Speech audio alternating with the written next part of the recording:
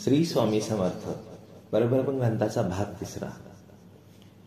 आता त्या वारुळातून पूर्णपणे एक दिव्य पुंज व्यक्ती प्रकट झाली होती. तिचा तेजस्वी तो रूप अजूनही उद्धव आपल्या डोळ्याने पाहू शकत नव्हता. जंगलामध्ये सर्वत्र लख प्रकाश पसरला होता आणि उद्धव अजूनही देवाची परमेश्वराची धाव घेत होता. परमेश्वरा काय आहे, परमेश्वरा काय आहे, असे मनातल्या मनात बळत आपले डोळे बंद करून घेतला होता. इकडे मात्र ती दिव्य व्यक्ती आपले स्वरूप प्रकट करून त्या वारुळामध्ये उभी होती आणि त्यांनी हाक दिली, उद्धवा, हे उद्धवा, डोळे उघड आणि डोळे उघडून पहा. उद्धव अजूनही घाबरतच होता, तरी तो कसाबसा डोळे उघडण्याचा प्रयत्न करत होता, पण उद्धवाचे डोळे मात्र उघडत नव्हते. पुन्हा त्या दिव्य व्यक्तीने त्यांना आवाज दिला, उद्धवा, उद्धवा, अरे उद्धवा डोळे उघड, अरे उद्धवा डोळे उघड, भिवू नकोस, तू डोळे उघड. कसे बसे उद्धवाने हळूहळू डोळे उघडले तर समोर पाहतोय काय, 7 ते 7.5 फुटाची दिव्य व्यक्ती त्या वारुळामध्ये उभी होती.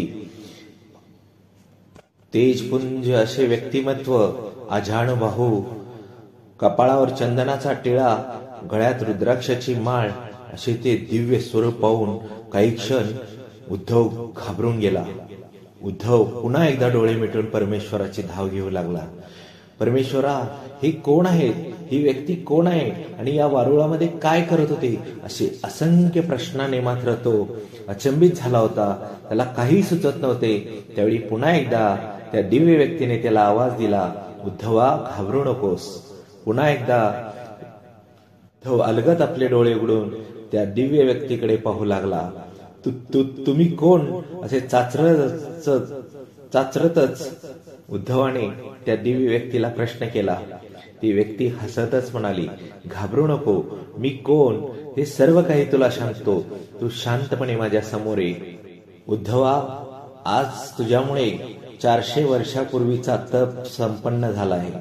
मी कोण याबद्दल तुला खरेच ऐकून घ्यायचे असेल तर शांतपणे उभे राहा. मी सर्व काही सांगतो. मी कोण आहे, मी कोण आहे.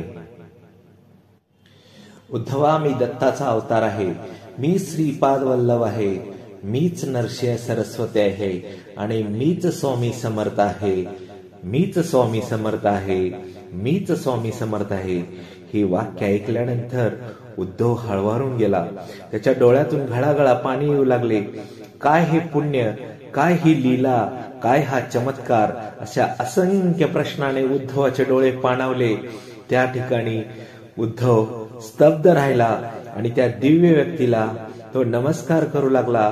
मी कोणते पुण्य केले होते म्हणून हा चमत्कार, हे दिव्य शक्ती माझ्या नजरेला पडते, ह्या नुसतं विचाराने मात्र उद्धव थरथर थरथर कापत होता. त्याच वेळी त्या व्यक्तीने, त्या दिव्य व्यक्तीने, त्या स्वामी समर्थांनी त्यांना सांगितलं, उद्धवा, घाबरू नको.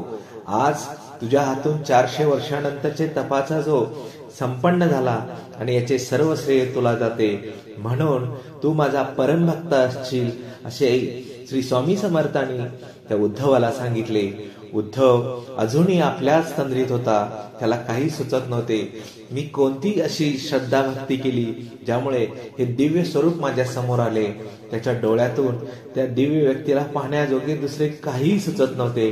तो पुन्हा पुन्हा दैवाला धाव घालत होता. परमेश्वरा, माझ्या पुण्याचे फळ मला दिलंस. अशी दिव्य व्यक्ती जी माझ्या समोर उभी आहे, ती साक्षात दत्ताचा अवतार आहे, श्रीपाद वल्लभाचा अवतार आहे, श्री नरसिंह सरस्वतीचा अवतार आहे. हे सर्व ऐकून मात्र उद्धव इतका भावुक झाला, इतका भावुक झाला की त्याला कळतच नव्हते की याचे आराधना कशी करावी, याची पूजा कशी करावी, याला कसं प्रसन्न करून घ्यावं, याची काय लीला ऐकावी. या नुसता अनेक प्रश्नाने उद्धव अस्तव्यस्त झाला होता, विचाराने गुंग झाला होता. त्याच वेळी श्री स्वामी समर्थाने म्हणाले की भिवू नकोस, मी तुझ्या पाठीशी आहे, तुला प्रत्येक प्रश्नांची मी तुला उत्तर देईन, असे सांगून श्री स्वामी समर्थांनी उद्धवाला आशीर्वाद दिला. पुढील भाग आपण पुढच्या भागात ऐकूया. श्री स्वामी समर्थ. जय जय स्वामी समर्थ. श्री स्वामी समर्थ.